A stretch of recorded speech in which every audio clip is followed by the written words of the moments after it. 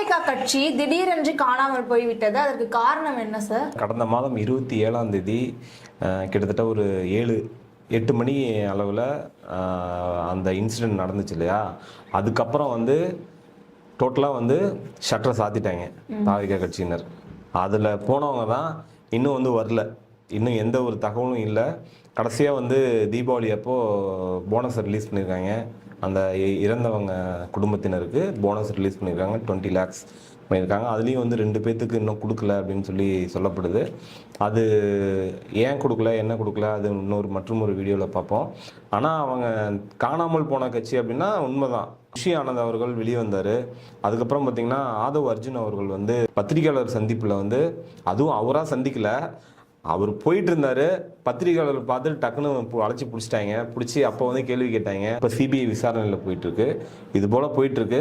அவங்க எப்போ வெளியே வருவாங்க என்ன அப்படிங்கிறது இப்போதைக்கு ஆஃபீஸ் வந்து மூடப்பட்டிருக்கு அப்படிங்கிற ஸ்டேஜில் தான் அவங்க இருக்குது தாவேகா.